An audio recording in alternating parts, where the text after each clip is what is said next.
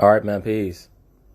So, brothers, in this entry into the Judas Previews series, I just want to touch on the upcoming series that I'm working on pertaining to Mr. Lil Uzi Vert, which, of course, has been a long time in preparation, research, and arrival. But let me say this. Hopefully, once I get the opportunity to publish it, brothers will understand why it's taken so long. Because it's going to allow me the opportunity to speak on a bevy of issues and topics that I think are not only very pertinent, but very potent. What I mean by that is, a lot of these things are right around the corner. And I think that, the Lil Uzi Vert subtopic, whereas most of you brothers know he had a quote-unquote oval-shaped diamond implanted into his forehead. That's going to be a great platform that will afford me the opportunity to speak on these other topics. So what does that diamond represent?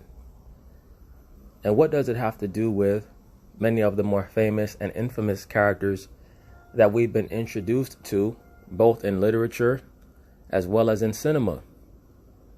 I mean, that is if you count comic books as literature. But please understand that comic book characters, for the most part, are loosely based on the gods of old. And the concept of super manhood or super womanhood through the opening of the quote-unquote third eye. The third eye, or the pineal gland, it has always been known from the ancient time, allows us to traverse the space-time continuum and go from one dimension to another dimension. I've had many brothers who are interested in the arcane, in the occultic, in the esoteric ask me, why is it that it's a bad thing to open up your third eye? Well, I mean, it's a bad thing to open up your third eye, at least unsupervised. From a Luciferian perspective, it's a bad thing to open up your third eye without you having the knowledge of what you're doing and not being ready for the power that's going to come through. In the same way that I'm sure that you would not go to sleep with your door wide open, unlocked, right? Because in the same way that you open your door to leave your home or come into your home, you also know that if your door is left unattended, or if you don't know how to lock or close your door back behind you, anything can come through, right? If you were to go to sleep right now and your door was left open, you could not sleep securely because you have no idea what's going to come into your home. If you live in the city, another person might come into your home and ransack your house, could kill you as well, right? If you lived in the country, not only could another person come into your home and burglarize it, but also animals could come into your home, right?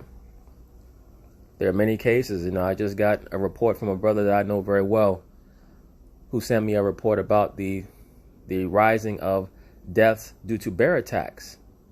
Many bears are attacking people who live out in the country, in Idaho, in Montana, walking right into their homes while they're sleeping and attacking them. It's the same thing with the third eye.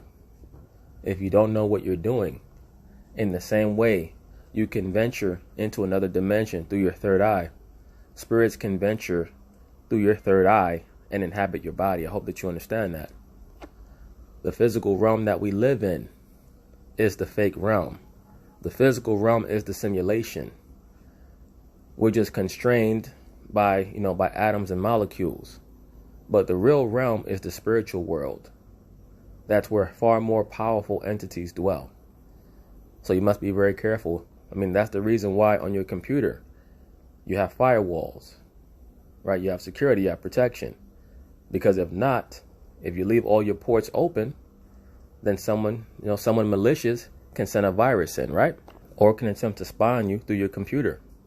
Nowadays, even through your phone, right? And it's the same thing with the human body. The concept of the computer basically is to analogize the computer or the terminal almost like a human body. The mainframe of the computer operates very much akin to your brain.